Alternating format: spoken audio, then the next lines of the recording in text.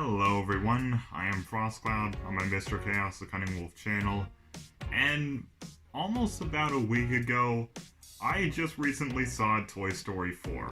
And at first, I was kind of worried when I heard that this title was coming out, because back when I saw Toy Story 3 years and years ago, I thought the series had ended pretty nicely, so I'm thinking, why do we need another one? What more can we really do with it? And if we're going to be doing this, how can it possibly top 3, or at least be just as good? But thankfully, I must say, walking out of the theater, I was thoroughly impressed. Now let's talk about what is probably obviously the most intimidating part of this film. The kind of antagonist, if you call her, Gabby Gabby. Congratulations, Toy Story staff. You have managed to make an antagonist that was scarier than all the former ones in all the films in the Toy Story series before it. I don't even consider Lotso as scary. I mean, the worst he really did was manipulate people and pretty much keep an entire daycare of toys under fear under his dictatorship. But this doll, Gabby Gabby, literally wanted to pretty much take someone's body part, pretty much, in terms of toys, just to be liked again.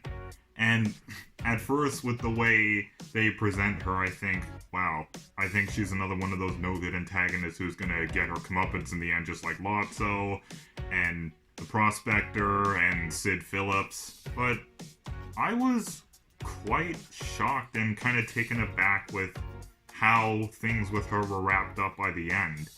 She doesn't get her comeuppance or anything karma related. Something happens that honestly reminds me a little bit of Cars 3.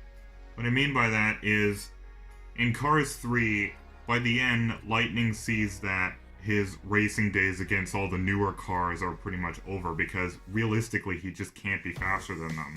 But Cruz Ramirez is obviously a younger car, and with his experience and his history in racing, he sees that he has an opportunity, he has one chance to give Cruz Ramirez her first chance. And I say it's similar to what Woody did with Gabby Gabby, because we all, I mean for all of us that saw it, we all saw the scene where he ultimately agrees that, you know what, I can see you want a chance at what I had. So, of course, he reluctantly agrees. Okay, go ahead and take me in. And of course, those creepy looking guys in suits take him away. And believe it or not, I really was happy to see that, obviously by the end, Gabby Gabby, she fell into the possession of a girl that would give her that kid to toy love that she wanted. So yes, at first I was worried that maybe she'd suffer from basically the same reason a lot of people in the Brony fandom, which you can tell is obviously what I'm in, why a lot of people don't really like the former antagonist Starlight Glimmer, because a lot of people feel that her redemption was kind of rushed. And I was kind of fearing that Gabby Gabby's would kind of be the same thing, but no, I must say, I was thoroughly impressed at how she was handled. So props to the Toy Story staff for not just making yet another solid entry in the series, but reminding me of another one of my most beloved films. Now let's talk about Bo Peep.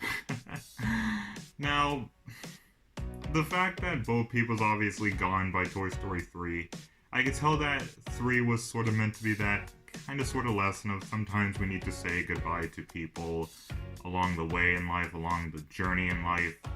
And I have learned pretty much the same thing. I have been through multiple falling outs with friends, so I understand that, well, it's okay, it's good, it's actually healthy to want friends that you'll grow up with over the years, that you'll know pretty much for the majority of your life, but there will also be friends that'll come and go. We will lose some people along the way, along the journey in life, but we can always take solace in the fact that there will always be those select people who we will grow up in our lives, who we will have a lot of history with, that we can say to a lot of our newer friends, oh yeah, me and her or me and him go way back.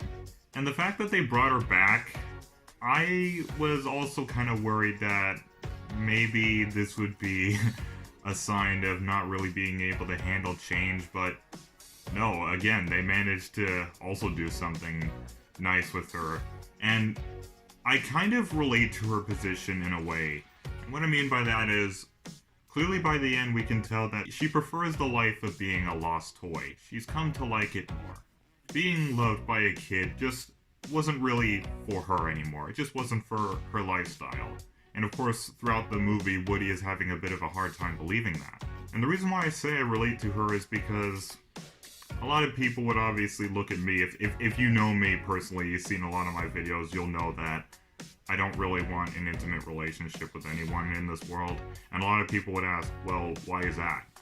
And it's just simply because of my life experience. It's just not for me anymore. It's just not for my lifestyle anymore. I like being single. I like being alone. I like just having just friends. I like my life where it's at now. And the fact that they're obviously able to come to an understanding about it in the end, and at the same time Woody finds pretty much the place where he belongs and the new thing that he's meant to be doing, kind of like how Lightning finds out that his new role as he was getting older is to just be a mentor to Cruz Ramirez. So even though days and something we may love doing is over, like for Lightning, his days of pretty much racing were, well, I mean, he was going to keep racing, but his days of racing in the Piston Cup were obviously over because of all the new cars that took over. But he eventually found out that what he was meant to do next, and it was pretty much to pass on that legacy, pass on that history. And by the end, Woody and Bo Peep are together again, and they're helping the toys in that little prize fair game, you know, the little things you find at fairs, to them to find their kids, to the kids that are going to be, you know, in possession of them. So I really liked how the ending went, and I really liked how I was able to relate to Bo Peep in that way. Here's a short subject. The Duke Kaboom character. Now, this isn't really meant to be anything serious, really, like I can relate to him, or I like how he's wrapped up or something, but I do like him as a new character. I find his backstory sad, but it's kind of relatable too. It's kind of touching upon the subject of misleading toy commercials. I mean, I'm still a Hot Wheels fan to this day. I mean, I still have my wall of childhood cars up in this wall behind all my monitors and everything. But I remember I used to watch all these Hot Wheels track commercials as a kid. And I'm like, wow, there's flames everywhere, there's backgrounds everywhere. And of course my dad would always try to tell me, well, you do realize that they do that to advertise the thing, right? They make flashy lights and they have epic music playing in the background to make it sound better than it really is, when in reality it's just a little die-cast car going like that. So while Duke Kaboom's backstory is sad, I can relate to it, and I can see where he's coming from. I wonder if, you know what, I know I'm gonna sound like a mental patient for saying this, but what if all of my childhood cars up there have the same feelings that the toys in Toy Story have? What if they have this consciousness when I'm not around? I wonder how they would have felt when there would be the occasional time where I would be disappointed as a kid when I'd see that the Hot Wheels tracks that my dad would sometimes buy for me were not as exciting in the commercials. I mean, I still keep them now. I guess they're somewhat happy that I still kept a select few of them in my life. I mean, I had hundreds more, but I decided to get rid of most of them or just donate them to somewhere because they weren't really my favorites. Or I just don't want to keep too much of them because I'm a minimalist, so I want to keep my room here as clean and organized as possible. But my childhood cars up there have a lot of history behind them. They make me reminisce a time in my life where I was the most happy, so I want to preserve that history. I also like how Duke Kaboom also got to do his stunt that he was meant to do in the end in front of the fireworks, so that was epic to see.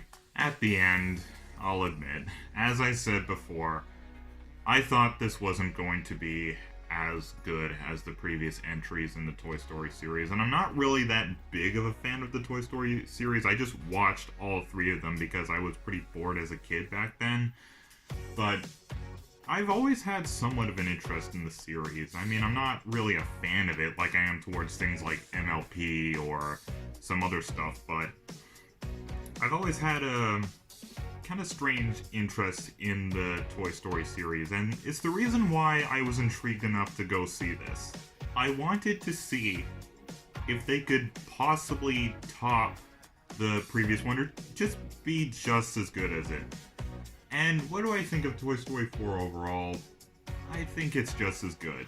It's not, I don't think it's better or worse, but I'm glad that it wasn't as more underwhelming or worse. I'm glad that they were able to make something not just relatable, but just very enjoyable. And if this is the last entry in the series, if this is the final chapter of the Toys' journey, I would be just as satisfied, because this feels just as suitable as a finale than 3 was.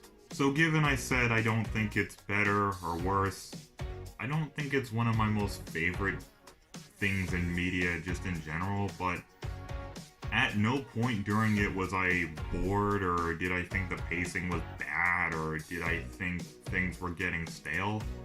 Everything just clicked together, and I like it when movies or episodes or TV shows can do that. So with all consideration, I give this movie a green 10 out of 10 paws rather than a boring orange 10 out of 10 or a perfect blue glowing. What did you all think of Toy Story 4? Did you find something wrong with it? Did something about it not really click with you? Was there another character you could relate to? Was there something else you liked about it? Let me know in the comments down below. Keep it frosty, and have a wonderful day.